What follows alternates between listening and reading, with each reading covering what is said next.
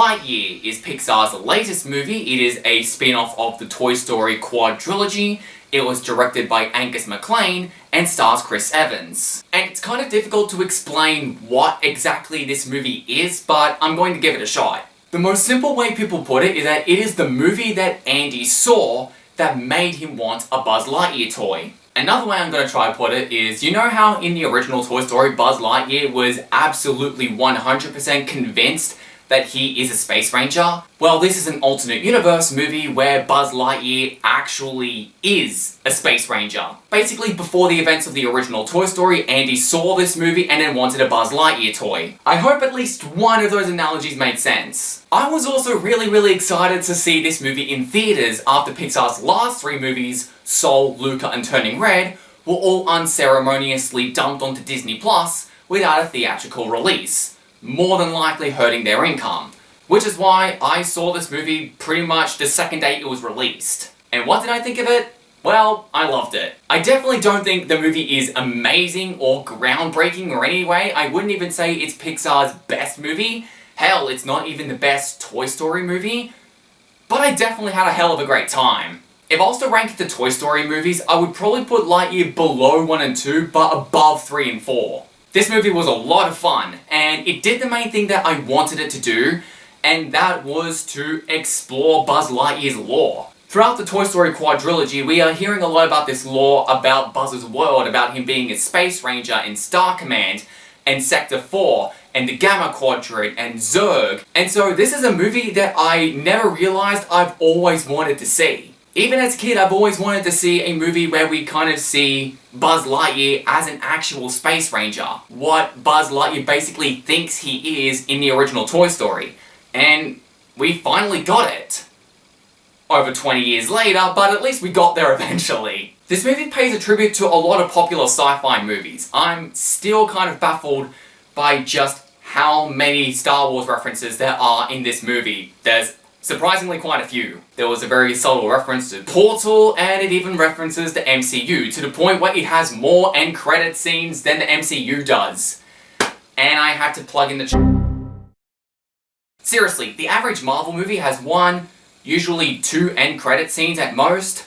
This movie has 3. 3 end credit scenes in a Pixar movie. So yeah, this is one where you might want to sit through the credits. Like most Pixar movies, this movie has characters that I instantly liked and latched onto. Granted, I don't think these characters are going to be as iconic or as memorable as, say, Woody or Buzz or literally any of the major characters in the Toy Story series. There's only a couple of characters in this movie I feel like will really stand out. The side characters are characters that I liked pretty well enough, though I do feel like their character arcs were pretty predictable. They're quite often setting up to things and I knew what the payoff was going to be. I'm like, yeah, that small thing is going to set up for that. That's going to happen at the end of the movie. It does. This other character element is going to have this character arc. It does that. It's a little bit predictable in that sense. Where the movie does shine though is the characterization of Buzz himself. Now, since this is the actual Space Ranger Buzz that's in a movie inside a movie, he's basically a completely different character to the Buzz we know and love from Toy Story. This is not the same guy. So obviously, there's no references to the whole diluted Buzz element from the first Toy Story. Which I kind of like. It means we get to see another side of Buzz that would have been impossible to explore in the Toy Story series. And the emotional journey that he goes through throughout the movie does have the Pixar trademark where there was a point in the movie that really got me hard in the feels, which most Pixar movies do. That's kind of what they're known for. But it was a really great character arc, even though, unfortunately, I do think it was a little bit cliched. It's a really great character arc, but it is a character arc we've seen a dozen times. I think Pixar themselves have done this exact same character arc before. It's a character arc about learning to move past your mistakes and moving on, and how to be an effective leader, and how it's important to work with other people and it's not always best to work alone, something that Mr. Incredible had to learn in the original The Incredibles. There's also another side character. He's a form of AI that I absolutely loved. However, it does raise a question on if this is such a significant character to the movie, then why is it that in the Toy Story universe we never saw a toy version of this character? And then there's Emperor Zerg, A character I was really intrigued by, not only by what we know about him throughout the Toy Story movies, but also because I knew nothing about him going into the movie. That's because I've been doing everything I could to see this movie as blind as humanly possible. So I didn't watch a single trailer of the movie, I'd only seen a few screenshots and posters, so going into the movie I didn't even know what Zerg was going to look like. Or even if Zerg was in the movie at all. Now, yes, Zerg is in the movie. However, I'm going to keep the details about him brief because I liked not knowing much about it going in. Throughout the Toy Story movies, he's kind of portrayed as this one-dimensional Darth Vader-esque villain, and so in this movie I was really intrigued to see what they were going to do with his character since he's actually going to be a villain if he was in the movie. And Zerg in this movie was awesome. He was honestly really damn intimidating, and yet at the same time he was really empathetic. I completely resonated with his character and I completely understood where he was coming from and what he was trying to do. It got to the point where I almost agreed with him, but not quite.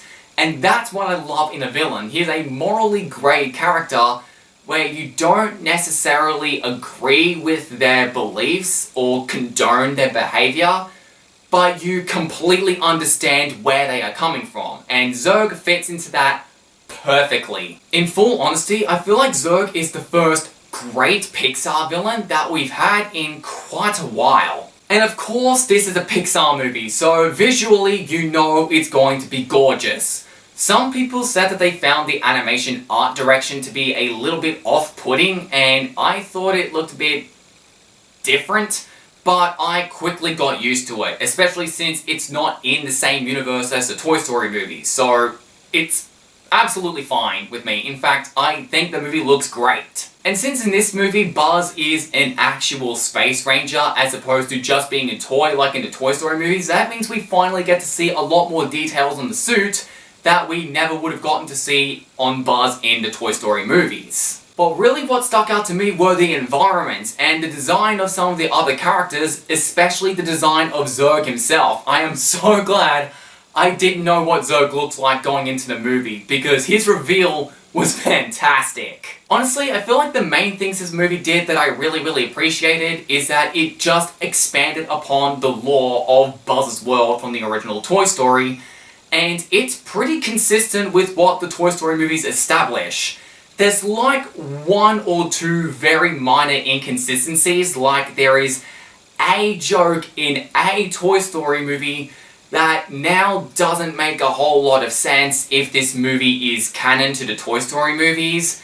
However, I can't really elaborate on that without going into spoilers. If you've seen the movie yourself, you'll probably pick up on what I'm talking about. Apart from that though, this movie is very consistent with the lore established throughout the Toy Story movies. And the other major thing I really appreciate about this movie is that it's just a lot of fun. It's a really delightfully entertaining movie. It is just an absolute blast to watch and was well worth seeing in theaters. It's definitely not a perfect movie, it's definitely flawed, and I can definitely see why some people probably won't stand it, but in my opinion, regardless of the issues I had with the movie, I had an absolutely great time, and I am very excited to seeing it again, and I likely will be buying the Blu-ray when it comes out physically. So overall, in spite of its flaws, I really like the movie, and I definitely encourage you to go see it for yourselves, especially if you can see it in theaters. Please see this movie in theaters! Like I said at the start of this review,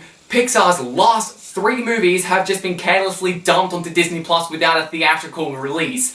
Pixar needs our support. Please go see this movie in theaters. And that's everything I had to say, so thank you all for watching, stay tuned till my next video, but until then, see you later.